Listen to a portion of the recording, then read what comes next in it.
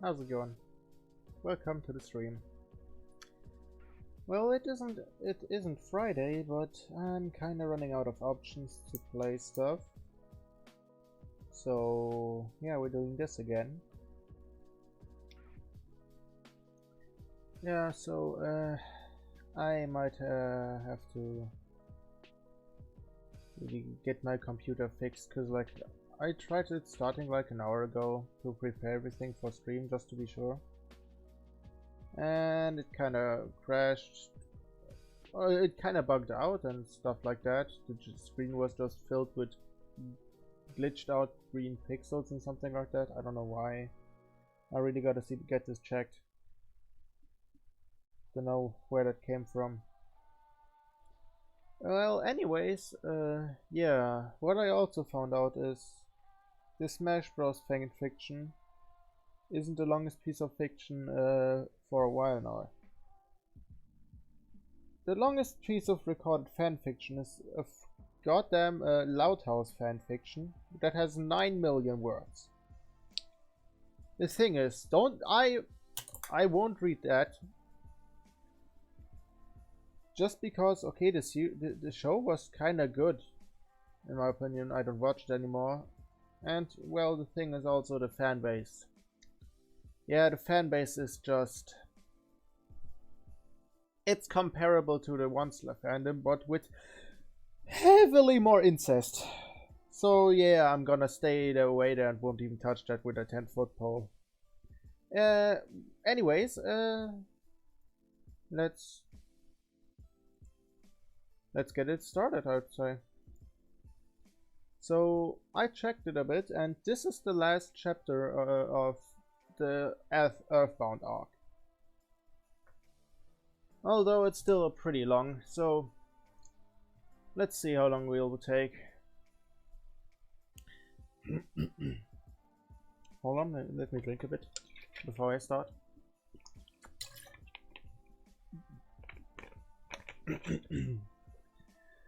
Chapter 5.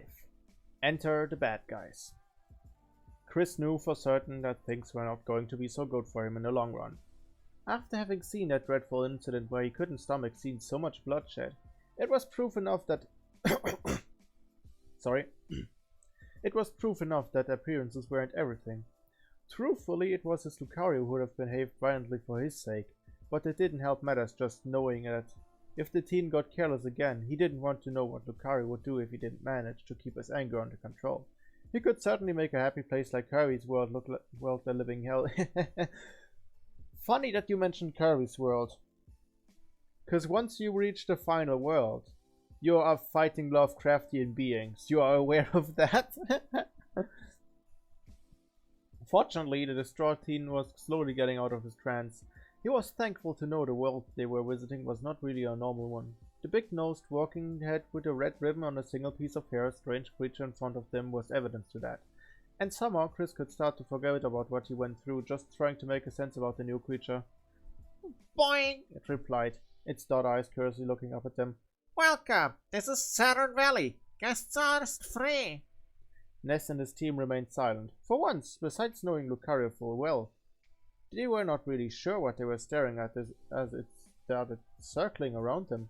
Okay, I'm so lost here. What are you? Ness asked the creature.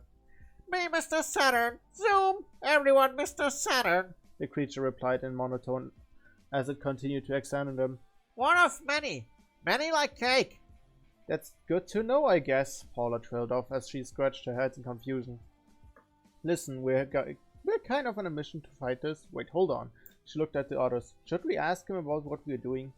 Hey, they're pretty strange creatures. By all means, they should know some weird stuff related to Geiger's, Ness said with a shrug.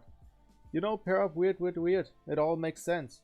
Right. She looked back at the creature. Do you know anything about a shady Geiger's character? He's been going around messing people's lives, using his malevolent influence to come erupt their heads and the like.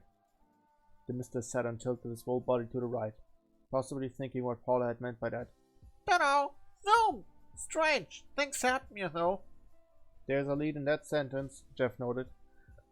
So what strange things have happened here? Friends vanish. We worry. Mr. Saturn said. One time we many. Now less and less. Scary. The group took another look at the valley. More like the Mr. Saturn they were talking to were frolicking about without a care in the world. Many huts that vaguely resembled them were positioned all across the plains and cliffs up ahead. Unlike normal cities and towns, the valley they were at looked a little too empty, unless the Mr. Saturns were hiding very well, as the few ones they saw were doing strange things, like rolling, hopping, singing weird songs, bird watching, little life gardening, and somehow flying a kite with no hands. They also saw Mr. Saturn floating belly down in a small pond, but he didn't seem to be moving at all. Okay. What I got from that is that these strange guys have been disappearing and they don't know why. Ness said, "Shall I play the Geiger still card?" Not until we make sure that was the case, Paula said as she crouched down to talk more with Mr. Saturn. "Do you have any idea why they are disappearing? Maybe someone eats your kind?" "We taste bad, boing," Mr. Saturn said. "Me tried licking friend. He turned blue and popped me on head. Animals like us, Zoom. No eating Mr. Saturns." Geiger did it, the three chosen ones said all at once. It was rather painful for Chris to know how everything was going to play out and not tell the children about it. Or else they would question why he knew so much about the future events. He had to stick with the narrative to avoid more suspicion. Swallowing some breath due to still being perturbed about what happened moments ago, he tried to talk to voice his opinion. "Well, now I guess we have to find where those Mr. Saturns went to, right?" Don't mention the faults, he said. "That should be a little easy, the moment we find one of these creatures wandering about and away from this village," Jeff said. "Easier said than done, though. We never spotted a single one of them as we headed here." Ness chuckled and looked up at Lucario. "Hey you can sense auras and whatnot. It's your time to shine, right? And spot those big-nosed guys," he said. Lucario sighed, mostly because he thought Ness was using him, but he was right. Though Lucario was lucky to watch Chris play Earthbound once till the end, there was no need for him to even use his aura to locate the Mr. Saturns behind the falls. Unlike Chris's Row of Silence, Lucario could have used loopholes using his innate skill. "It shouldn't take me too much if they're close by. Let me see the landscape." His eyes glowed yellow and he used his sixth sense to survey the area, but he entirely focused his whole attention behind the falls they saw on their way to the valley, behind the water wall that hid the big secret hidden away from plain sight and his own aura vision. "What in the—" Lucario trailed off in utter surprise. The aura Pokemon was an adept at using aura, so it came as a complete shock that he didn't find anything behind the falls radiating with life energy. There wasn't a single soul he could spot immediately, and it got even worse when he found out there was nothing but hard rock being coated by the Earth's own life energy, which had meant that the supposed factory hidden nearby was not there. Very much perplexed by the event, Lucario assumed something was wrong. He focused his senses even more in an effort to see if his sight was being crippled, but no matter how much he tried, there wasn't anything behind the falls. A factory was not there, too much to his shock. "Those words mean something meaningful. Did you find them?" Paula asked. Lucario diverged his attention from the falls and tried to look around more somewhere else where souls shouldn't be found. After a minute of surveying miles and miles of land, he came to a shameful result. He couldn't find a single Mr. Saturn outside the valley. No. "Way to not shine," Ness said, earning a growl. "If this guy can't locate them, what chances do we have in spotting using our eyes?" "I wouldn't rule out the possibility of some sort of portal being somewhere nearby," Jeff said. He earned some long looks. "Would you rather question me about the impossible after what we've gone through? Mind you, I've become friends with a monster of the lake." "Jeff has an impossible point there, you guys," Ness said. "I don't want to put my blind faith on that point just to get somewhere around this valley full of silly creatures." He noted that Chris wasn't looking so well. I think we should gather some more information and relax though. It's been a pretty long hectic day." Hearing those words eased Chris. "I'd rather do that for a change. Thanks," he said. "Yes, we should do that," Paula said, until she looked around the valley at the various Mr. Saturns. "Why don't we split up to cover more ground and information? These people have a weird speech pattern that makes my head spin trying to understand them fully." They all nodded, though ultimately Lucario decided to stick with his shaken trainer to see that he was fine.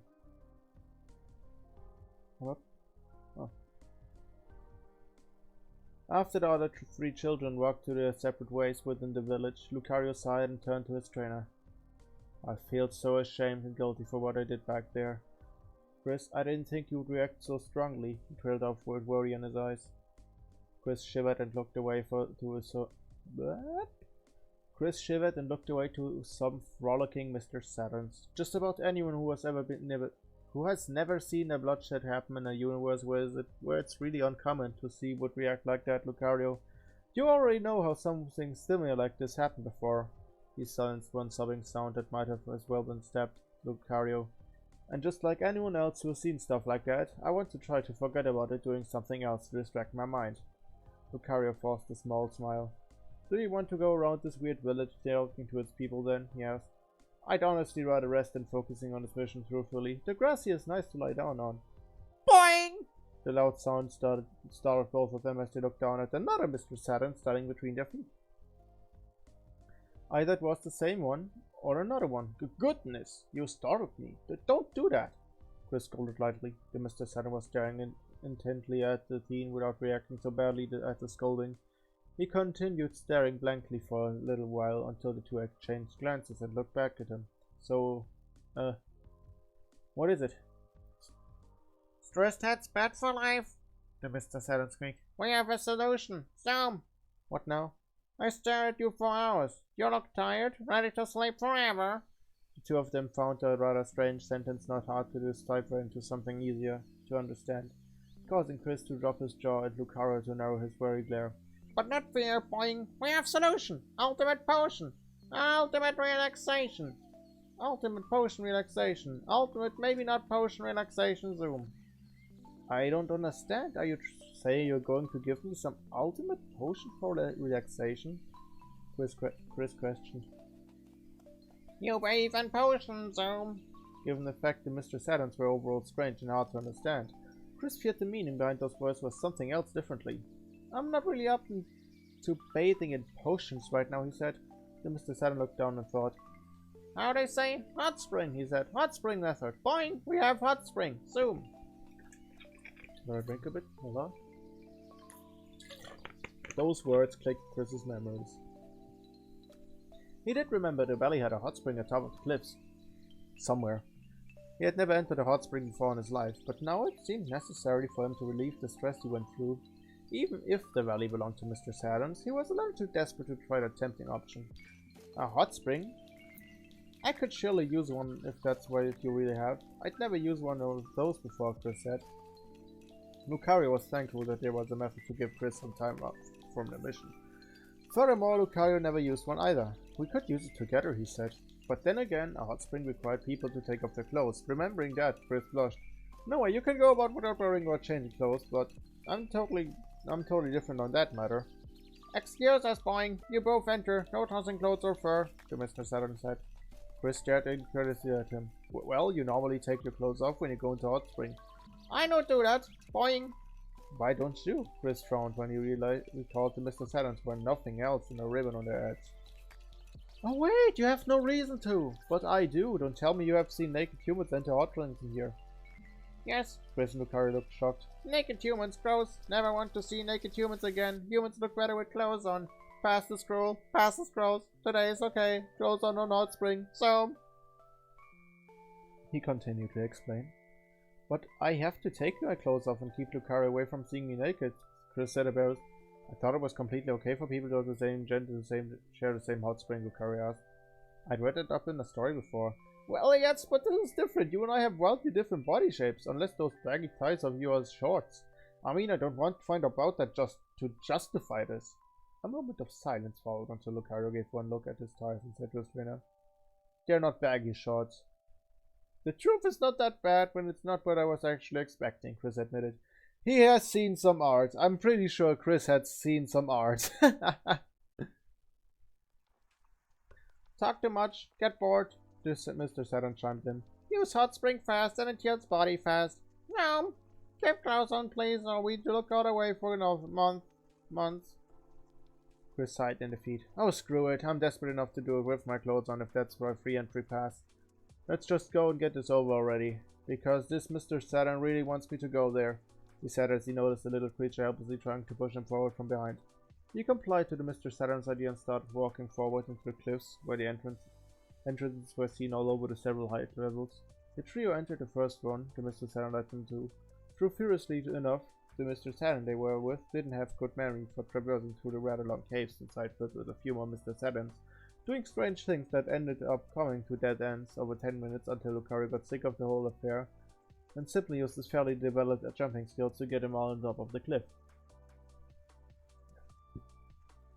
Once setting Chris and Mr. Saturn down, the latter looked up to the behemoth. "You stay here forever easy for express travel," he cheered. "Never," Lucario grudgingly said. After getting through that tedious event in the caves, Chris' gaze fixed immediately on the hot spring set up to the right, a few steps up ahead. The hot spring looked very simple in design, with only a circular shallow pond of steamy water to the right of a small wooden table and unassuming Mr. Saturn was looking their way. The simpleness of how the hot spring looked like in the middle of nowhere above the cliffs didn't bother Chris much, as long as they were supposed to leave hot spring at all. It was all he needed to know. Besides the unfortunate banning of taking clothes off, the steam of the hot water floating into the air and shrouding some of the cliffs area seemed very inviting that he never realized his feet were walking straight towards the pond to look at closer. "Even standing close to a hot spring feels like a little refreshing," he muttered under his breath. "Take that now," the nearby Mr. Saturn invited. "No clothes off, please. Zoom." Hesitant about that unfortunate rule, the creature said regarding human bodies. Chris was a little surprised. He slowly wandered into the pond's shallow water with his clothes on, until after 10 seconds he found his head sticking out from the steamy water, with the rest of his body feeling the hot temperature of the water already taking its toll on him. After a relaxed sigh, Chris head first steps waddling into the water, where he turned off to south and saw Lucario getting in.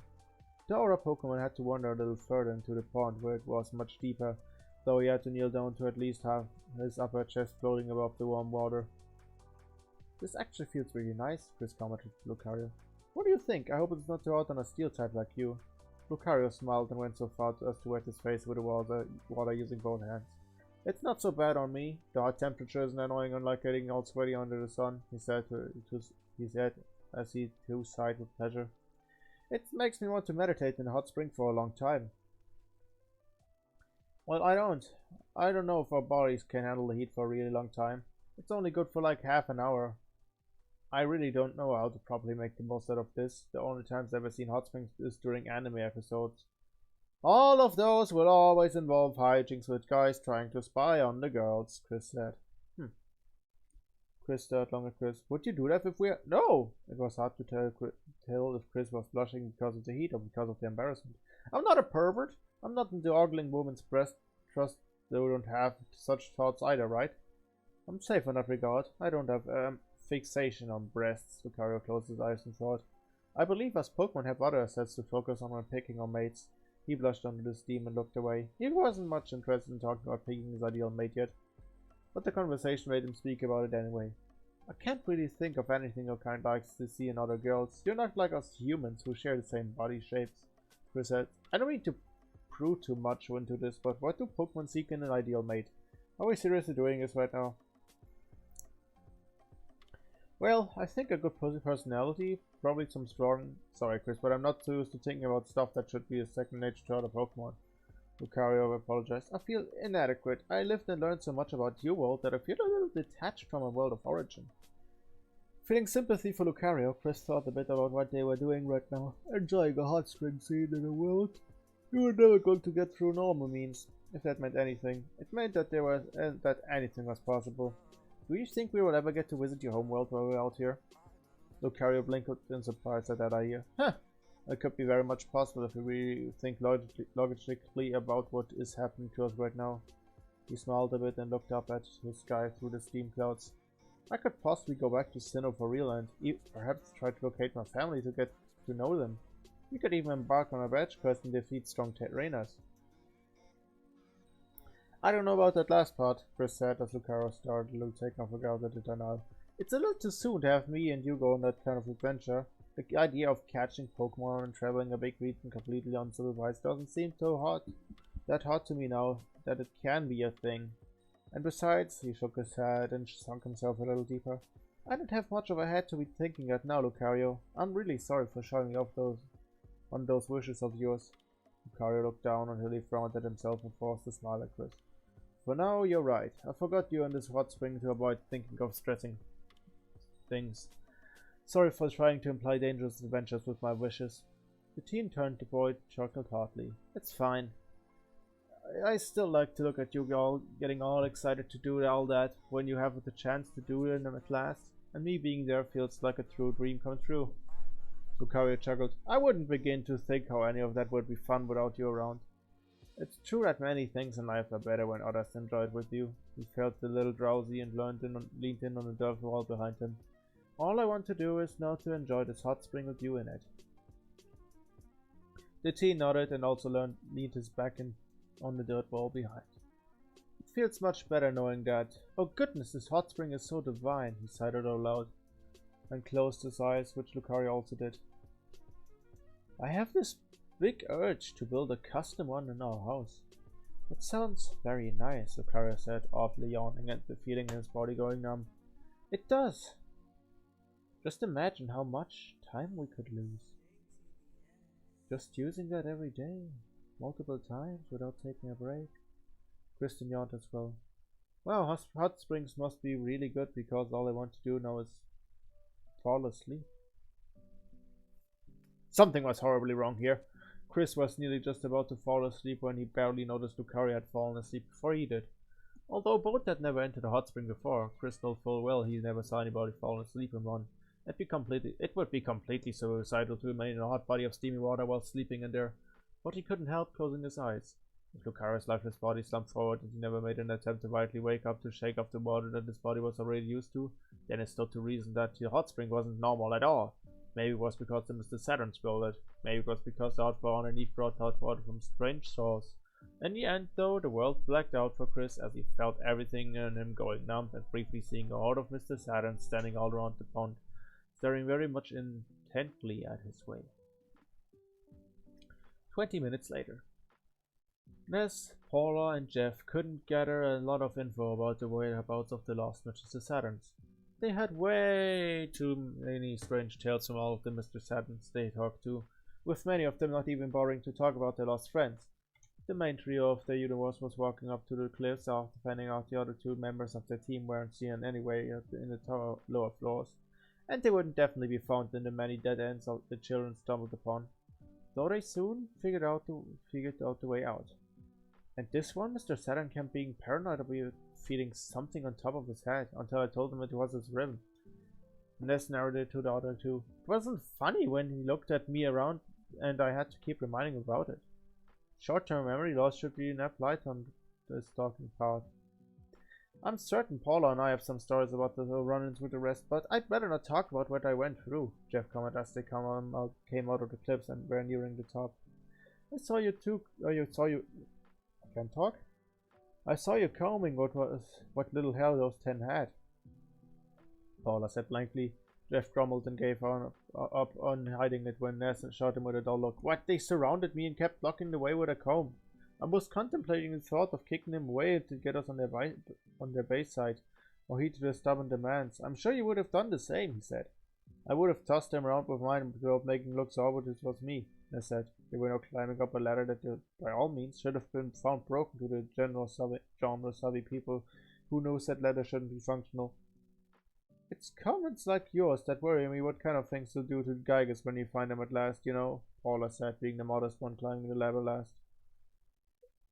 It's a reason why I'm a chosen one. I'm aware of how violent I can sound. If that was a needed requirement to depart from the boarding school, I sure do hope I'm not going to become like you. No offense, of course, Jeff said as they were reaching the highest cliff of the valley. They all looked back down to see if they could spot the duo anywhere else. But a huge blue thing like Lucario wasn't found anywhere so easily. Anyway, where are those two? They're not inside any of those huts, I can tell you that much, Ness noted. Chris is too much traumatized about going back to the fold, so his bipedal dog went utterly bonkers on those walking crocodiles. They should be up here, he turned around where the others saw a wall of rock to the north.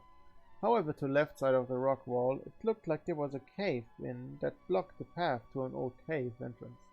Whereas the right side did have an open entrance to another tunnel. Somehow Ness felt a strange but inviting presence emanating from said entrance, as he could tell right away it was familiar to the other 2 times he felt such a presence. Guys, that cave to the right has my sanctuary place.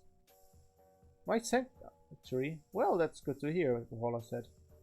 You said you got to do the giant step before you got to me and went to the other one, finishing the creature guarding this third area should lead us to the third melody potion. But now it's not the time to go in there. I'm concerned about Chris and Lucario, especially the first one. Your concern should focus on Chris only, because I found the other one right over here, Jeff said as he pointed forward. The trio of children noticed the strange hot spring that had been used by the prior 2 guests they were looking for. The steam had died down a little, letting them see through it, and found a lifeless Lucario body floating face down in the water. When they realized he was floating there without moving, they looked at each other with a disturbed looks. I guess someone likes his hot springs a little too much, Ness commented.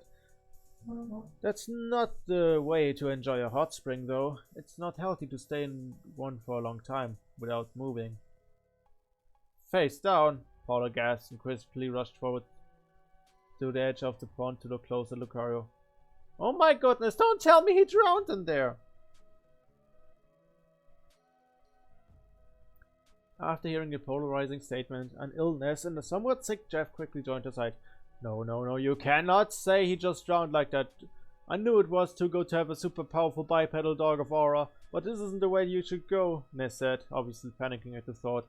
This is not how your super powerful party member should leave you. I'm a young child. Retirement through death is just wrong. When the whole team's made up of children like us, think of my weak constitution. Calm down. You said he's super powerful, so something as commonly normal as mere drowning shouldn't be enough to kill him, Jeff said. Well, he has a rather thin stomach, and this was warm water we're talking about, Paula muttered until she frowned to herself. Why are we panicking instead of pulling him out? Ness, help me out here. We're pulling him out using my powers. She held her hands, which quickly started to sparkle with PSI power that called forth an eerie blue glow that covered Lucario's body. Ness looked more concerned about pulling a dead body, held out his own hands in the same direction, helped Paula heave Lucario out of the hot spring.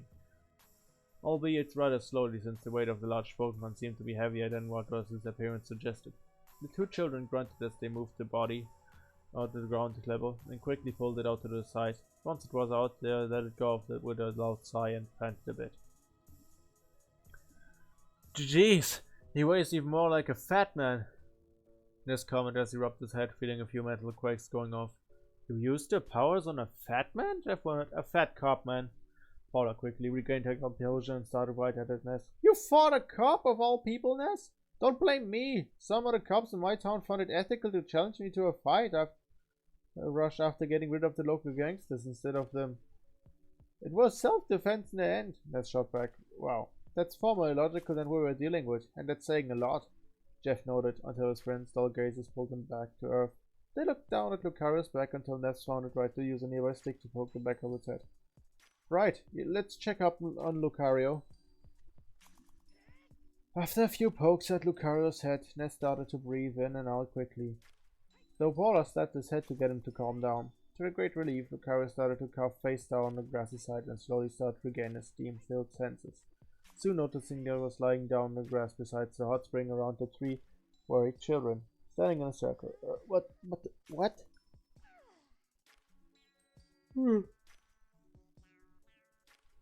Oh, damn it. He pushed himself up and looked at the others. What did just happen? We found you floating idly on the hot spring, Paula pointed out to him as the aura Pokemon stood up to his full height, while keeping his eyes on them. Are you really that much into hot springs that you fall asleep on them? No, I didn't feel like falling asleep before I got inside the water, Lucario trailed off as he looked back at the dubious hot spring. It was very relaxing, but then it felt very drowsy that I must have fallen asleep without noticing. Who's not to say those Mr. Saturns rigged the hot spring with something strange? They are strange creatures, if you remember, Ness said. I should have predicted something like that from the beginning. I got too carried away about trying to make Chris relax that I didn't. When he recalled he had gone into the hot spring with his trainer, Lucario found out that he was nowhere in sight. He looked at the 3 again. I didn't see him anyway, around the upper cliff area. Jesus Christ, why am I yawning so much? Where's Chris? He asked him. Wasn't he with you? Because we haven't seen him since we spread out, Jeff said. He was with me at the hot spring too, Lucario said. Come to think of it, he also fell asleep just like I did. Chris! He yelled alarmed and went to the hot spring to see if his trainer hadn't been boiled alive while he slept briefly. With the steam blocking his vision, Lucario used his aura sight to scan the body of water for traces of life he was very familiar with. But not even seeing the bottom yielded life signs, nor there was a dead body coated in the planet's life energy. He's not inside the hot spring. Where is he? He asked himself as he had looked around the valley in the sixth sense. Lucario's nagging word of his mental skill trainer. Okay, seriously, why am I yawning as much? I'm not that tired.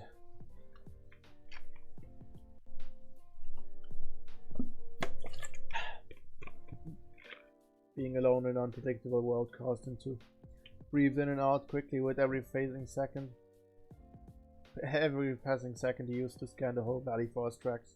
But no matter where he looked at, he could not find him in the valley. Is everything okay? Jeff asked. Obviously no, Ness said as they watched Lucario frantically swing his head around everywhere with his eyes fully open. You can't find Chris anywhere nearby. I thought it would be easy for you to do. Lucario dropped his sixth sense as he opened up his eyes, looking back at the children. I just can't detect it anymore. I can't detect his aura anywhere within my range. This can't be happening so suddenly, he said, though his words were coming a little too loud to them. And he was starting to breathe rather quickly. He saw his chest filling with air, his eyes shaking while trying to stare forward, his cold fist to the side trembling with horror, and his face showing beads of sweat.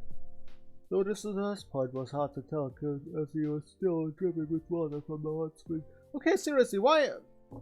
I'm not that tired. Why am I yawning? Lucario? Paula held her hands open in a defensive position as the sounds of his breathing started to get louder, directed at the grass on the ground. Calm down. This may be really bad. Lucario stared at them with wide eyes. They stepped back cautiously because he was now baring his fangs unwillingly. How can you say this may be really bad when I can't sense him anymore? I have never lost sight of him before. He scolded loudly as his body caught itself ablaze with short bursts of flaring blue aura. Only a gulping Jeff took cover behind the wide-eyed Ness, who took cover behind us, shaking Paula. This is really bad. If I can't sense his life with my range. He got lost within a few minutes. It's this fast. Why would I think this may be bad? Did you forget how troubled he looked like because of what I did? He's not completely okay. Lucario's sudden panicked look was not boding well for the three children. It was rather creepy to see the stronger and taller member of their group slowly losing it to the possibility that he had lost his closest friend so simply like that. They understood well, at least much better than previous occasions, that Lucario was overly protective for Chris, and they knew how he would lose it if Chris would get a large bleeding cut on his head. But with the disturbed teen going missing without leaving a small trace behind, it caused Lucario great grief. Ness noted how the blades of grass around the fuming Lucario were starting to move with the wind his bursts of aura pushed out.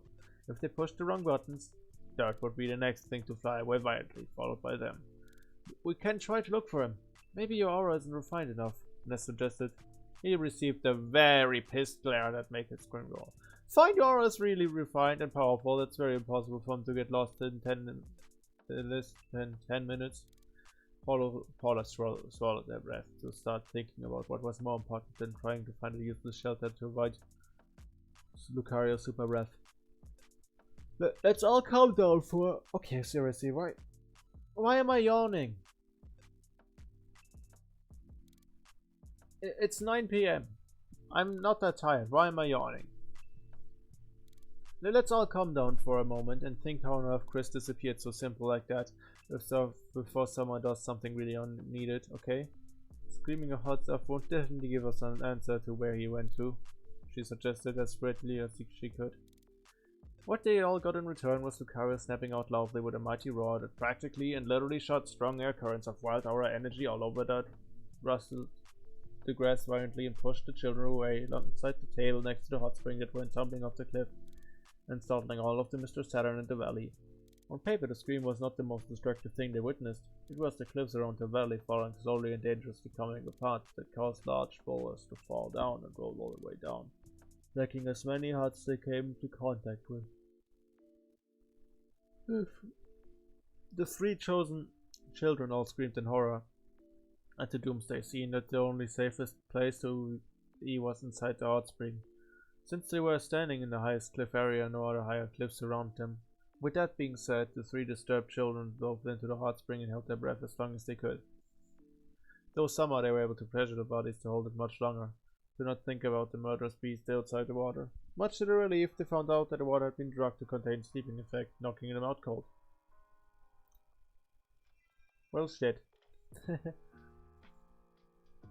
Undisclosed location. In the time that Chris has disappeared, the teen-turned boy was out cold due to the drugged hot spring water he took a bath in. He couldn't tell where he was because of how drowsy he felt, but his senses started to come back at him once he heard a loud roar coming from somewhere, and felt a mysterious rumbling shaking the cold floor that he was lying down on. His body scrambled measly. Yawning and feeling cold, the boy shivered and embraced himself until he slowly opened his eyes, albeit he was too much distracted with how he felt like and the effects of the drug still lingered in him. Goodness! This is the last time I'll ever take a hot spring off from big-nosed creatures, he muttered to himself before he looked as he was lying down, and there were bars in front of him. Blinking in confusion, he pushed himself aside and was starting how the floor beneath him started to sway a bit. Oh my god. We're just at a quarter of the page. It was quite the wake-up call for him when he saw that he was surrounded by bars all around him, and that said floor was not large enough to walk on. Further head swings confirmed to Chris that he had been somehow thrown into a dangling cell hanging from the ceiling. He could barely see from his claustrophobic position. He froze, knowing full well that he wasn't with Lucario or the others anymore. He was trapped inside the cage hanging from the ceiling, which was quite the abrupt change in setting. His shaking, dilated eyes looked beyond the bars to see a squared, steel-white room where he was being held captive. Chris, completely out of words, but full of beads of sweat at his forehead as he carefully crawled forward to take a grip on his bars for support, looking down to find the floor the same kind of material and colors as the walls. Where he was right now, he didn't know.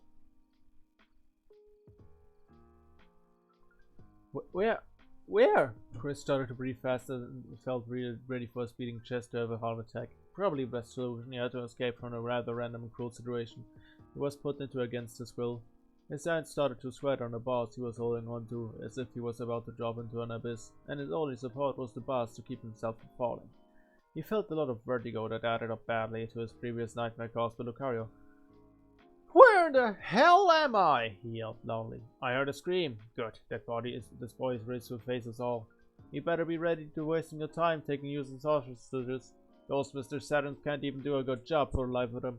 It was a ready to show out kid. Oh, listen anyway. Why is oily of this world a huge pile of living vomit? That's the least of our complaints. The boy overheard those echoing voices come from behind him. He was not ready to face the people who kidnapped him on a short notice, but his body unwillingly turned around and grabbed the opposite bars to look down at an open door he just noticed was there. From said door, his eyes shrunk when he saw some people pouring into the room. People whose bodies were glowing with dark aura he had never seen before. Chris couldn't stomach all that he was seeing with his own horrified eyes, because despite the fact his most likely assailants were the seven down there on the floor looking up at him with blank looks, it wasn't all that hard to tell him who were cloaked in the stagnant dark air. There was no need for him to ponder over the broadest one. Master Belch. He was just as disgusting, if not more so than his in-game appearance suggested, since he was a large pile of vomit with a face on top. He had the nasty habit of randomly burping and belching, although to the awful smell near it was hitting Chris's nostrils a lot. Unlike the other six beside him, Belch was not cloaked in a dark aura. All of them looked like he was walking with some meager upper body armor and carried a sword sheath on his belt. His hair color was impossible to tell, but it definitely looked messy. His appearance was that of a younger teenager that was surely around Chris's age. Okay. New characters are getting introduced. Are those all OCs or... let's see. Another dark aura wielder was a very diminutive creature that barely was tall enough to reach an adult's ankle. Its small body was no match to its sheer size. Its head and two pointy ears had, making it wonder if it could even stand upright on its small feet. Another one was an imposing figure with a strange body type that towered among all of them. Its lower body was large due to having a larger stomach that was fused with the beginning portion of its long tail. But the upper body was small but still regularly sized for a bipedal person. The strange head shape connected to the back of its chest through a cord. Was it not too hard to tell about? Wait a minute. Are those Roy, Pichu, and Mewtwo? Hold up.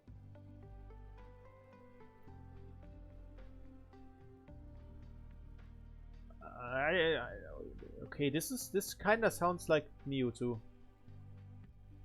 This is definitely Mewtwo. The third one is definitely Mewtwo. Okay, Nul's ankle. 2 years. Yeah, those are Roy, Pichu, and Mewtwo. Okay. Another figure was that small yet displayed a cocky, sinister grin on their strangely connected eyes, though a small gap between them. This figure was thin in body shape, but its head had big quills that ran behind as if to indicate the owner liked to run around a lot, which yet okay, this is Sonic. This is Sonic. Yet another silent persona looked more like a dangerous thug, if only because said person was not entirely human, but looked like a very serious lupine humanoid, wearing just about every single trinket that screamed, "I'm gonna mess you up good." Chains clinking whenever his waist moved, spiked shoulder pads. Okay, this is Wolf, swaying with the movement of his shoulders, a tail that swung to the sides occasionally, and steel boots that make echoing footsteps. The lupine was also banned for life and showing a horrified glare. Lastly, the last kidnapper was just the bottom of the iceberg that utterly baffled Chris with his presence. There was no way Chris would ever forget an appearance like the bad guy below had. "It seems you're awake," tall one of the group spoke. Chris swallowed his breath and started to talk. "What in the hell is going on here?" he asked, which could have been easily broken into two separate questions about this situation and the fact he was kidnapped by the people he was looking down at. "Why are my kidnappers Roy, Pichu, Mewtwo, Sonic, Wolf, and holy crap, a Lucario?" "Me," the last one spoke, unfazed by Chris's stuttering. Unlike the Lucario Chris always knew and liked, the Lucario he was looking at was not as tall as this Lucario. Never mind the fact that his kidnappers used to be good people. Never mind the fact that one of them was Lucario and he didn't remember. It was also hard to stomach. He found it hard to make sense of it all. "Is my dark aura that scary to you? A lowly human?" Yes, but I mean, this makes no sense to me," Chris yelled at the Dark Wielders. "Why did I get kidnapped? Why are you all covered in a dark aura? Why are you siding with the enemy? Why is one of you a big pile of disgusting puke?"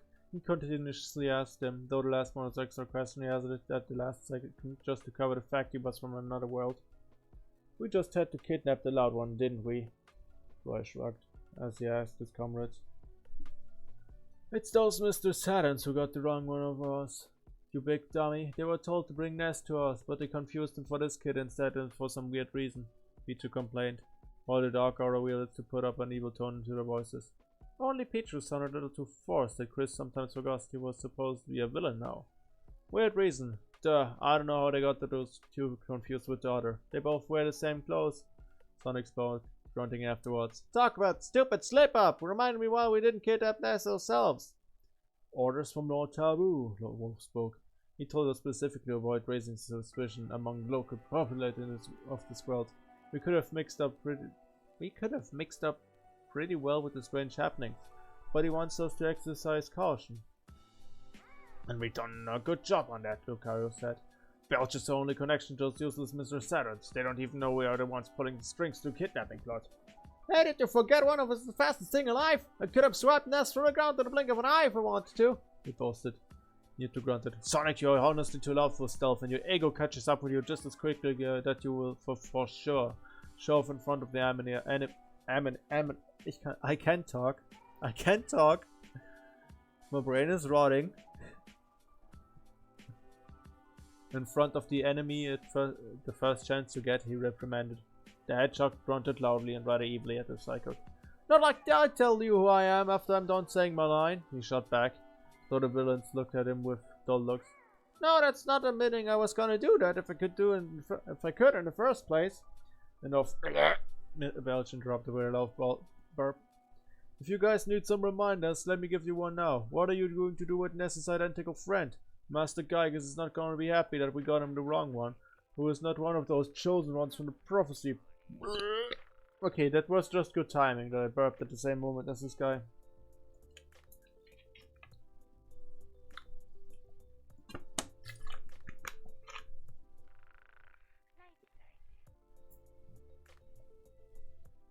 They stared back at Chris, who remained silent to avoid tempting them to hurt him in so many ways. So Peter trailed off in thought, looking confused at Chris. I thought Lord Tar was that master and was gonna get help to fight the army. Is this kid one of them? I do not remember his face. No, I know he's from his team. Mewtwo noted. That Geiges person said to Belcher there were only 3 chosen ones, but about this one, who is borrowing Ness's appearance. To further add to confusion, I can sense that strange psychic energy within him, though it's extremely feeble as it is. I don't know if we were meant to take him down. Chris gulped and shrank back. Sonic grimaced. Aren't you probably thinking too much? I saw this guy walking with, he pointed at Lucario, someone else who looked like your brother or something. You two look the same. Another Lucario, say? Lucario asked, looking a little surprised at its statement. He narrowed his eyes at Sonic. I assure you did not confuse some creature from this world with me. Nah, I'm sure he looked like you. He had the same unneeded spikes on his wrist and between his man boobs. Firstly, your descriptions of me are sick, and secondly, that's impossible. The chances of Master and actually having a spare Lucario besides me are non-existent. Just like having a spare Sonic. I was never told about anything having a replacement ready when it was with his side. I'm a formidable fighter who needs no replacement.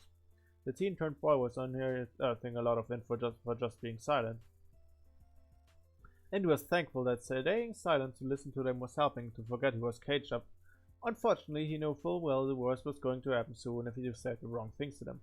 What? Chris thought to himself. What does he mean by... Enough, you two! Roy spoke annoyed. Sonic was lucky enough to have his reconnaissance as his job. We haven't practically done anything in here other than hiding the location from mind readers and other supernatural forces Master may have used on the worlds. Not even Ness can detect the zone as long as we are here. That makes it look like some freak viruses, Peach muttered. What are we gonna do with this wrong boy? Wolf chuckled. Well, since it's speculated that he was traveling with the psychic boy, why don't we just simply use him as bait to lure the rest in here? He just suggested. That could work, but it would draw too much attention, Mewtwo said. Despite our large numbers, Lord Taboo wants us to take Ness down when he isn't accompanied. His other allies could get in the way, and we would have a chance to lose. Sonic started laughing loudly, much to their charging. Are you kidding me? What would we lose if we are a lot? Aren't you supposed to be the smartest guy on the team? He asked with his teasing grin, which was replied with a narrowed glare from the psychic. I really don't get it. I really don't have a good Sonic impression. We cannot take any chances here, Sonic. Precautions must be taken if we want to succeed in this mission to take Ness down for good. We cannot underestimate the boy, as he does have psychic powers. I remember that you are quite useless against psychics, why am I wrong? The hedgehog gasped and shook his head in defiance. What the? No, I don't suck around psychics. I just gotta smack him before they got to me. He shot back. Anyway, what about this other kid cosplaying as the other target? Wolf asked. Every time Chris was mentioned in some form by them, he felt even more threatened and tried to fight back, or really hard to scream. If we can't use him as bait, what then? Do we just keep him or do we get rid of him? Letting him go would just alert everyone about his sin in here, and if we attack him, that would work against us because of you know what. Roy said. They're not going to attack me? Chris thought in shock. Mewtwo sighed. A real shame this factory lacks any other rooms to properly keep hostages away from others. We cannot have him talk to the other strange creatures and let him cause some sort of commotion here. He pointed out. This room is, he eyed Chris and strangely to the wall across, unsuitable for noises, yet it's the only one we can use for him at the moment. Whoa, they actually thought about every possibility. I could take. This is the worst thing that has happened to me. The teen-turned boy thought dismayed. Given the situation, we can't have him alone either, Mewtwo said. Someone has to keep tabs on him so he doesn't try to escape from here. Roy, you do the honors. Roy grimaced at the psychic. Why me? He asked. Well, I'm still proud to do this. Sonic will most likely fall asleep on the job. Pichu is too weak, should let his guard down. I'd rather keep everything else in order, and Lucario's too violent for his own good. Mewtwo summarized too much of the overall annoyance by everyone else. You forgot about me, Belch pointed out. Mewtwo shrugged. I like some touching now and then, but letting you be the guard for him would be too much, he said. The others exchanged horrified glances and shuddered at the thought, and so did Chris. Belch could only burp angrily. Roy, this is why you're the best one for the job. Do you understand? No. Yeah, I think, Roy trailed off. Feeling that he was tricked into doing guard duty, the swordsman just stepped forward and sat down on the cold floor. Good, you understand, Mewtwo said before turning at the rest. Everyone else should stay on standby in the factory while I try to come up with an alternative to deal with Ness. We are running out of time now that he has surely gained the intel about what happened at the valley. With that being said, the psychic calmly floated away from the room, followed by the other dark villains who gave Chris one chuckling glance before they left. The World Traveler wanted to sigh, but just knowing that an evil version of Roy was looking at him kept him from remotely doing any body motion. But he settled with sighing really slowly and looking forward into the white steel wall above the door, the only means of escape he had. Chris was rightfully scared of what was going to happen to him in a short while. The fear of dying a premature death at the hands of those shadow maniacs was the last thing that he would thought would happen too soon. But there he was, trapped in a dangling cell and feeling hopeless about what to do. He was surrounded by enemies, capable of tearing his limbs apart, though he wasn't so sure about Pichu after the comment Mewtwo made about him for being weak, and he wasn't sure if he could manage to escape to call for help. Since he was cornered to his mind with Roy being thrown there and watching him, only Chris's thoughts settled him for solace. Calm down, you're going to be fine if you don't do anything reckless, he thought to himself as his sight was completely fixed on the wall. Though it was tempting to try to steal glances from the shadow minion with the sharp sword, even if chances to escape are really abysmal, I have to think hard about what I can do in case I ever get a real chance to escape. Okay, and give me a second.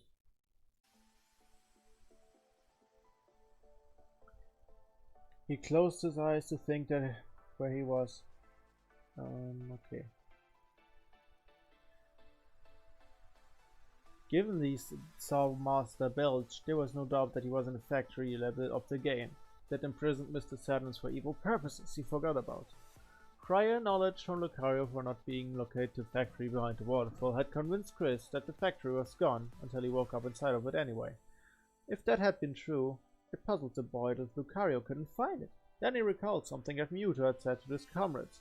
Something about them all being living methods that prevented supernatural forces and other mechanical devices from tracking him down. While Chris didn't know exactly how this was even possible, he didn't try to question that logic for too long, given that the world he was traveling was utterly false, yes, utterly absorbed in treating common sense right. So their presence made Lucario's aura obsolete. I am screwed, he thought at first, before slowly descending to the depression. Should I give up now then? He thought to himself as he embraced his knees and rested his forehead on them. Is this really how I'm going to go out? For about a silent minute, the boy randomly switched, thinking about accepting death and solitude, about finding an escape route. During one of those swirling moments, he thought back on what Mewtwo was doing when he said the room where Chriswin was being held was unfit for a cell room.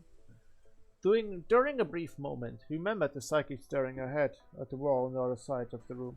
Unless Mewtwo was thinking while staring into space for no reason, maybe there was even a hint of the wall he stared at. Chris thought he was going insane if that small moment was meant a lot. He looked back at the wall and saw nothing peculiar about it. Even after squinting his eyes, he couldn't see. For some reason, the wall looked strange to him. It was as if a certain section of it looked slightly thicker with layers that he could support on by the outlines they left behind. The other three walls in the room looked perfectly flat, though the other one he was looking at was not like the others. It didn't look professionally built like the others either. Whatever happened to that wall, the layers of steel put on it were haphazardly placed all over. Chris couldn't stop staring at the wall. His mind raced with a lot of desperate thoughts to escape from the factory into the wild outdoors.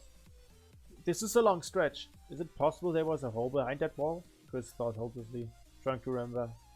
I have a feeling there was something important in this factory that, if memory served them well, Chris recalled at the end of the factory level there was a room where Ness fought Master Belch. Behind Master Belch had been a secret tunnel that led back to Silent Valley. You don't mean... Chris's eyes widened when he stared back at the wall. If that was entirely possible, there was probably no doubt that the room he was held captive was the same room that was positioned stupidly close enough to his only viable escape route. Ironically, he remembered that the same route would lead to the same place where that hot spring, with the Halosugan effect he didn't know about, was, and directly to the others. Well, there was some hope for him to escape from the hell he was. But still, with that Shadow Roy watching him from below, there was no way he could take advantage of the route. He wasn't completely sure if the route was even there. Maybe he was truly being paranoid while desperate for a ray of hope. Quickly he was falling back into depression as he eased into his sitting position and embraced himself to keep his body from shivering too much from the horror of being held hostage. He hung his head low and repeatedly wished that Lucario would rush and save him. As he thought about the freedom he used to have, Chris fought the thought of breaking into a crying fit. But all he could do was keep his sniffling sounds low. Jeez, what it was. That little comment made Chris slow down. He weakly wandered to the edge of the cage, looked down at Roy, who didn't bother to look up at him. So what if I am? Chris said, forgetting about his trauma and only recalling when Roy looked up. He shrank a bit, but he continued. I'm having really bad luck here trying to deal with the situation. Jesus Christ, you're only halfway done. And the situation I got myself into. And I can't help but cry because this never happened to me. He shook his head quickly and tried to forget about it. But you can ignore my crying if you want. I'd rather ask you if what are you even sided with? Why are you even sided with the bad guys? He asked Roy. Roy blinked and looked away. It's not like you're gonna survive when your friend cried as easily. Chris grunted mentally at that, though his face reflected his aura. I didn't join willingly. Talu corrupted my original self to serve him, just like he did it to others who saw him a moment ago. So he's brainwashed, Chris thought. That's all they're getting out of me, Roy told Chris. The teen-turned boy gasped under his breath when he saw the swordsman turning his back to him. Right on there, all in the meantime, there was some meaningful process in this big predicament. Chris thought. He wanted to get more insight of Roy's behavior and how he got brainwashed. Though the horror of being there with no means to get safe or get away made him shrink back onto his position. Once more he prayed for dear life that Lucario would come to rescue him, and felt very guilty that he was rendered useless on top of that. Oh heyo, how's it going? My name is Celestia Ludenberg. Yep.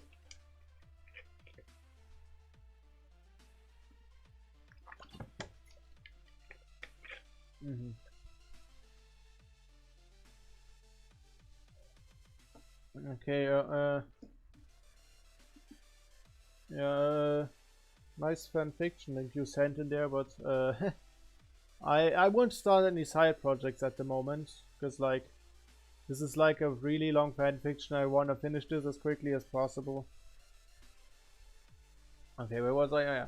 Saturn Valley. A rock had suddenly hit Ness on the back of his head, snapping him out of the sleeping state. His body suddenly feeling that all that hot water around. He tossed his hand frantically trying to get it out from the body of water until it dawned on him that he wasn't in danger, trying to catch his breath. He started to notice what was around him until he managed to calm himself down. Though that didn't change how shocked he was to find nothing else but a really wrecked Saturn Valley when he got out from the hot spring and looked down. Some of the huts of the valley had been destroyed by large boulders that used to be part of the torn cliffs surrounding the settlement. He could tell at first glance that the boulders had rolled down given the large marks they left on the ground, so there was no way the boulders just happened to be tossed overhead from somewhere. Aside from the few unlucky huts that were reduced to wreckages, the grassy area had half of its greenery color mixed with brown color from the fallen debris from the cliffs and the several paths inside the floors of the caves. Ness and the others had entered before they were blocked off by rocks.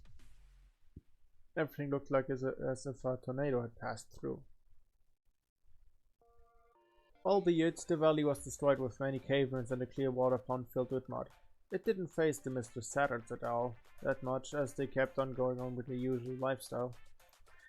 They regarded the change in landscape as something new and curious, standing on the rocks, pretending their huts were still up as seen by some of them tucked in their meager bed sheets within the circles of their homes, and rolling dump from a few boulders into the ground.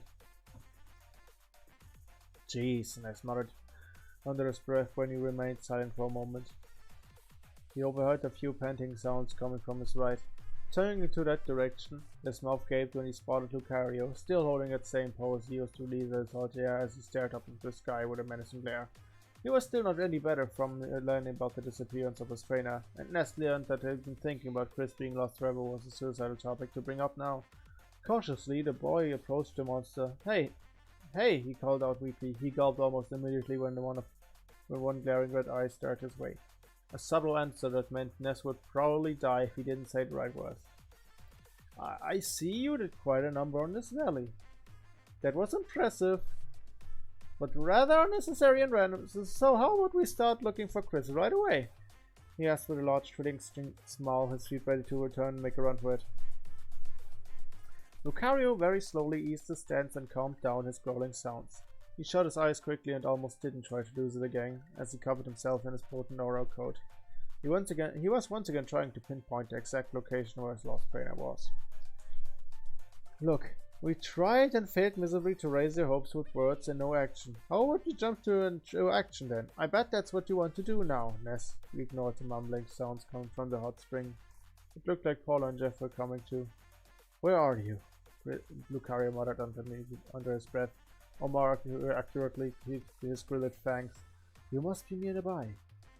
You couldn't have disappeared so simply like that. Ness kept looking at the blue creature until the former decided to tiptoe his way back onto the hot spring, thinking that it was better to leave Lucario alone. The boy saw his companion getting out from the hot spring, where he pulled them out where he held out their hands. Welcome back to reality, you guys. Right now this valley has gone through some modest renovation.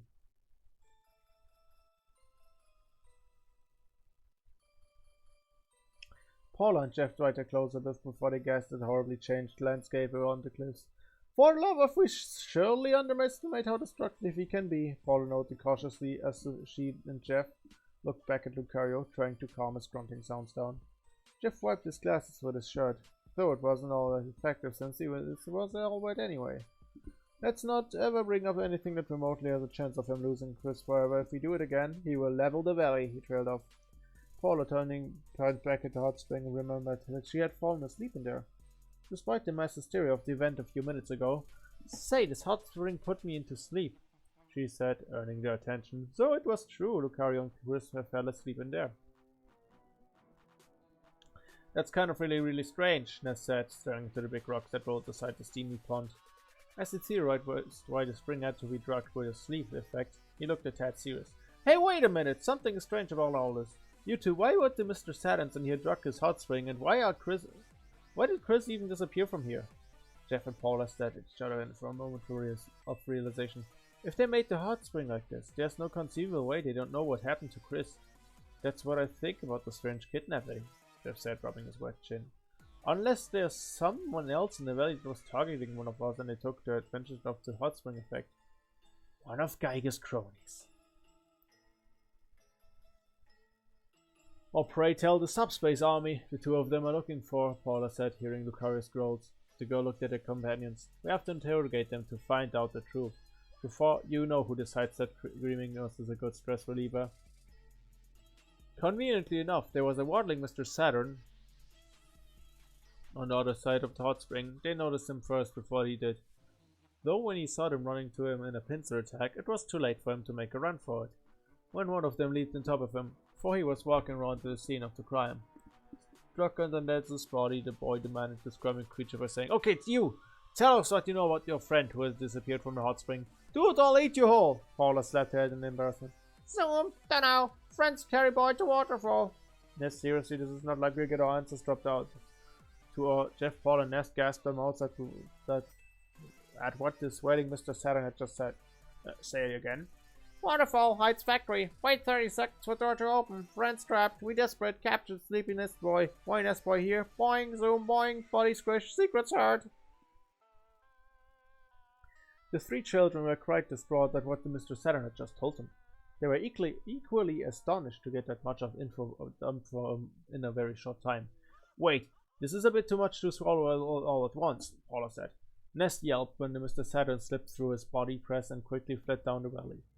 Desperately, because the creature didn't care about jumping down a high height. He was lucky enough to have the tree breakers fall down below, but he cared about hiding behind a rock to avoid the ensuing punishment for revealing a dark secret to the children. When Ness tried to go after him, Paula grabbed his wrist to keep him from running. Paula! Ness yelped. Ness, it's fine. I think we have enough clues to go on, Jeff said, having translated all what the Mr. Saturn had said. From what I gathered from that one, he just said Chris was carried to a waterfall that hides the factory behind it, and the Mr. Saturns were trying to capture you to trade you for the other Mr. Saturns. What the? They know where they are and try to get me killed by the enemy's hands? Jeez, Ness complained loudly. But how did they end up taking Chris instead of me? Well, you two sort of wear the same attire, Jeff pointed out. Both of you have the same hair color, big difference that the Mr. Saturns ignore for your skin color, and the pitch of your voices. He also said they were desperate. It's probable that they were just as confused when they saw two Nesses walking about, that they chose the right one, but sadly got their faces and facts mixed up. He explained as he adjusted his glasses and thought. So as you see, this is how the plan was carried out and was met failure on their part. Ness and Paula blinked in surprise at the statement. But how could they carry Chris away without any of us noticing? They probably snuck out when they got us all busy doing menial tasks and conversations, Jeff theorized further. Needless to say, it was very lucky of them to put Lucario out, or else they would have been found easily if they had gotten to Ness like they originally planned. They took the wrong target, and this is where we are. The other two members were left speechless by the sound theory Jeff put up. It made so much sense to them that it was also surprising a kidnapping plot was planned by the seemingly docile creatures. When they turned to look at the Mr. Saturns down below, all they saw was all of them taking cover. It looks like news about the kidnapping plot had spread out like wildfire among them, that they were absolutely terrified about what else to do next. The creatures thought that the damage caused to their home, which they had originally ignored as just a weird day at the valley, was clear punishment for failing the mission to save their friends. And they were trying to get me killed in a factory. You're all pricks, you hear me? Ines yelled. The Mr. Saturns hid completely behind their multiple hiding spots. I loved them failing to conceal their whole bodies. I'll toast you up for dinner tonight for trying to mess with me. I gave you hospitality and repayment with kidnapping and potential murder? Yes, we know they're very desperate. You don't have to scare them even further, Paula scolded. They tried to get me freaking killed, Ness yelled. To Jeff's mortifying horror, the loud screams Ness was making had alerted Lucario about what was going on. They failed and got Chris instead, and now he's gonna suffer what they tried to do to me. Who knows what they have done to him behind that waterfall by now. I could have been dead if it hadn't taken a dip inside that drugged hot springs before he did. Ness was so focused on venting out so loudly that he wasn't paying attention to the large shadow looming behind the three children. Though Paula and Jeff did notice the sorcerer, he was doing best to tiptoe away. What kind of messed up creatures are they for trying to get innocent children with psychic powers killed? What do they even care about the outside world, or do they think humans are the expendable race over their silly big noses? I thought... Did you just say they know where Chris was taken and they took part of it? Lucario asked, his voice very stern. Ness mildly ignored the sound of cracking knuckles. Yeah, I just said that out loud. Can you believe these guys had the nerve to go that far too? He returned around slowly and looked up at the indirect red-eyed glare, looking down at him top a murderous body, realizing that the other target was the reason the valley was nearly level to the skies. Ness took a few seconds to carefully choose the right word to use. You know, dude, instead of wasting time venting it out on these guys, we could be going back to the waterfall to storm the enemy's stronghold and rescue Chris. What do you say if we forgot about the screaming our heads out and we start the rescue mission right away? Lucario closed his eyes and let out a small growl. As long as I can rescue Chris, then? He nodded quietly and seemed to be perfectly calm to the shock of the children coming back from the short distance. Holy crap, I'm still alive! Ness rejoiced mentally. Right, so glad we have you on board again. Now everyone, let's head for the waterfall to that factory. Dora Pokemon had calmed down long enough to think logically about what had happened when he tried to find the factory behind the waterfall. His sixth sense telling him that there wasn't anything there. But how could it be possible that there's a factory behind the waterfall? He asked Ness and the others. I used my aura senses earlier in the day to find the location of those accused Mr. Saturns outside. There was nothing, and there was nothing anywhere. After he voiced out his troubled facts, the children looked confused at one another until somehow there was a strong gust of wind that appeared out of the blue on the spot they were all standing. The fog covered their faces when the wind picked up quickly in force, but it died down quickly just as soon as it had arrived from the east. What's with this wind? Ness asked. Jeff didn't cover his eyes due to wearing glasses, so he was the only one from the group who just noticed that the random gust had brought something. Or rather, someone else is along with it. He was very much shocked to spot another child about their age standing behind him, holding a meditating position while standing up, wearing nothing more than a white gi uniform with a black belt and black thin shoes. His head was nearly bald-shaved, save for a very thin, braided ponytail on top. The child had appeared from somewhere, though he was busy pressing his palms together in front of his chest. Guys, there's another guy behind us. The other three uncovered their faces and gasped after seeing the kid standing there. Paula, however, had enough prior information about the kid. She said, Wait, you're the other chosen child. I've seen in my dreams. I remember you well from them. She said, making Ness and Jeff look at her surprised. What, he's the last chosen child? Ness asked her. Correct. The fourth child spoke without opening his eyes, staring the children except for the stern Lucario. As to answer your outsider companion's question from earlier, there's definitely a hidden contraption known as factory behind the waterfall we all passed earlier in the day. Lucario blinked at that statement. How can you tell that much? Who are you and how do you even know what we've done until now? He asked with a wary glare, unaware completely who the child was, having never seen so much of the game's plot. I shall answer you every question in order, the child said, opening his very eyes. I can't tell that much because I was using a PSI ability to watch the world from above. No, I was busy taking rigorous martial arts training. Due to how destiny has decided my own fate from the moment of my birth, I was informed by the elders of my homeland to do battle against the evil entity known as Geigers. That I would travel the world over alongside the other chosen children known as Ness Paula, Polestar, and Jeff Andronauts. He looked at his companions. I am Pooh von Dalam, a tranquil town located in the Chromo region of the world. There's no further need to answer the last question. The first answer holds the same importance to it. While Paula smacked Ness's head when she heard him chuckle at the child's name, Jeff pinched his chin and thought about the boy. So you're saying you're aware of what's been going all over the way over here? That's amazing. The region of Chomo? Chomo? Chomo is almost on the other side of the world from where we are, he pointed out. Precisely, Pooh said. Though I'm afraid I've joined your journey prematurely. Paula tilted her. Why is that? We'd certainly welcome an addition to the team now, she said. You see, I am still need to die training before I can be defined as one of your own. What circumstances have forced me to call it off for the time being? The reason why is because this world has been invaded by otherworldly armor known as the Subspace Army. I'm sure you know the one you heard from the otherworldly travelers, Lucario and Chris, the latter who has been kidnapped by them. Lucario growled at that reminder. I know a factory is hiding in that location. The enemy disguised at the hiding spot using the strange nature. This is how I know where they are, to keep the outsiders like us from pinpointing the hideout. That reminder was what was made Lucario all the more desperate, and he couldn't bother to waste more time after knowing where his trainer was being held hostage.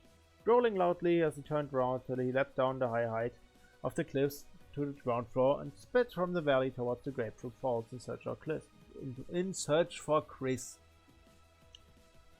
The first three children got alarmed to see the creature rush out quickly. He just ran off, Paula said. I do not know for certain if he will be able to handle the enemy alone, Pooh commented as he walked forward to them. He's rather unhinged and beastly. He could destroy everything in the factory if left alone. Come, we must make haste to the waterfall at Grapefruit Falls. The other chosen The other chosen children were feeling a little sick that so much was happening so quickly without intervention. Though they agreed with Pooh's idea to chase the aura Pokemon down, they spotted a long slope of rocks caused by a landslide going down to the ground floor, which they used to get down faster. The psychic children used their PSI powers to float down and step down from rock to rock, but only a very careful and slow Jeff tried his best to avoid from tumbling down. So are you gonna stay with us for the rest of the journey? Ines asked Pooh. For the time being, until the subspace army is driven off, Pooh said as he hopped down on one foot without switching to the other. I will have to depart to resume my training at Dalam. I wish to help you out against this threat, so our efforts to defeat Gygas are not stopped too soon. Pooh joined your team. Ness sighed and looked dull as always. When things are very good, look very good for us, it's all too good to be all true. All the strong guys always want to leave us behind after a certain point. Patience is not a virtue everyone shares. Pooh muttered, slightly surprised at the boy's comment as they made it down the cliffs and started rushing back to the falls. Only Paula noticed that Jeff had tripped close to the lower portion of the landslide and helped him get back up on his feet. Oh.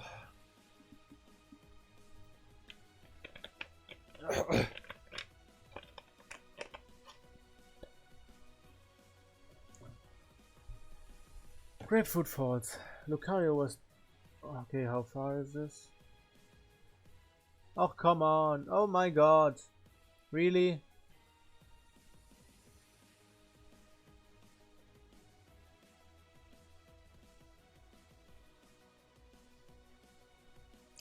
Okay, I'll try to speed this up a little. Lucario was definitely desperate about this trainer's fate. He kept beating himself up in his head about how he let those infernal creatures get the better of him, and both in that small moment of relaxation. With that small hint that he could still be alive, the Aura Pokemon was understandably hopeful that he could still rescue him in time. Though at the same time he was hopeful about it, at the anger boiling in his veins, he was putting a stop to his rational thinking. Once he had made it out to the fall, he never stopped to use his aura sense to track down his trainer's aura inside the waterfall. But it never came up. He tried so many times to overexert his power to see what's behind it. He was standing next to the shoreline and he was quiet for a long time, while until footsteps that oddly ignored came from the direction of the valley. Rushing up from the tunnel that connected the falls and the valley, Ness and Pooh were the first ones to come out from it and noticed Lucario staring at the long waterfall to the north. Relieved that the area didn't get a crater just yet, the children went up to join Aura Pokemon who ignored their presence entirely. Oh good, you didn't get an urge to blow up the waterfall in a fit of rage, Ness said. His words were heard and snapping Lucario forward from actually blowing up the falls after careful, if not really desperate, thought. He looked down at the two children and looked back at the waterfall. Chris is somewhat behind that waterfall. I can't even detect a single aura within the ground behind it, he affirmed. I said before that they hit their hideout very well against supernatural powers like PSI and aura sensors, Pooh said, staring up at the waterfall while Paula and Jeff came out from the tunnel and rejoined the site. Jeff tried to catch his breath out while everyone was focused on the crashing waters, but there's no mistake. We must proceed into the backside of the waterfall to find some sort of entrance. If you all be prepared for what is to... Who already saw Lucario rushing up ahead. Of course, I was a little, shall we say, too good for be true, that he gained the sacred skill of being patient now. Follow our war dog! Ness commented his group, not concerned about Jeff huffing police, to let him rest to catch his prey, forcing himself to follow the other energetic children at a slow pace. They quickly walked near the shore of the lake to the area close to the waterfall. It turned out that the shore path continued all the way to the backside of the waterfall, as Pooh had said. The air felt very humid the closer they got to the big water of the wall of water reflecting their bodies very loosely, and it was getting very loud just standing closer and closer, closer to the crashing water making foam near the shore. Looking up and down, the children and the really peeved Lucario spotted a wide enough entry behind the water that concealed the wall. They carefully stepped onto the waterfall and walked alongside a grassy hidden path that took them all the way to the center, where they suddenly spotted a white metal door of all the things engraved to the wall. Mystery door found. I know something big is hiding behind it, Paula said. That door was the lead Lucario ever wanted to see if he hoped to rescue Chris. After using his aura sense for far too long, he finally snapped it was when he thought the very small chance that his trainer was done for behind that frustrating... I can't talk at the moment. Why can't I talk? Behind that frustratingly despicable door, in all fairness, He was thinking way too many gruesome thoughts about the blasted door. That was some clear sign he wasn't going to take it anymore. He needed to bust some scouts, but then again, he had some restraint left that kept him from blowing stuff up. Jeff inspected the door closely. It's kind of strange that there isn't much more than a simple door in here, he nodded. Should we knock on the door? I remember that the Mr. Saturn said something about waiting 30 seconds in front of. The W word was too much to bear. A war cry howled louder than the crashing motor behind it, and Jeff instinctively stepped aside as a flying fist flew over his head. Colliding very hard against the door and promptly sent it flying back inside on the other side. The children they saw. Jesus Christ! I hope we get done with this soon. I fuck up at every second sentence at the moment. The children saw a very anxious Lucario growing like a mad animal as he rushed inside, and immediately alerted the entire stronghold about their presence. The chosen children weren't even looking inside to see the loud explosion suddenly booming out and causing several quakes. They could see the blue glow from the explosions shining out from the broken entrance, even accompanied by the aura Pokemon's loud screams demanding, "Where is my trainer? Where? Tell me where." Gah. 1 second, Jeff broke his silence from his outside as he and others took a peek from the entrance. He couldn't even bother to wait for 1 second to enter discreetly. That puts an end to our plan to sneak inside, Pooh noted, looking a tad disappointed. Hey, we gotta rush it in to save those big nose freaks because Lucario squashes their noses for me, Lucario Ness said. He received 3 odd looks from his party. Don't judge me, I won't live that down. Pooh was politely enough to avoid making a snide remark about omniscience as he and his party moved inside the smoking factory. Previously a normal hidden factory that had no smoke and a repeated quake caused by explosions from the ranged creature. Fuck.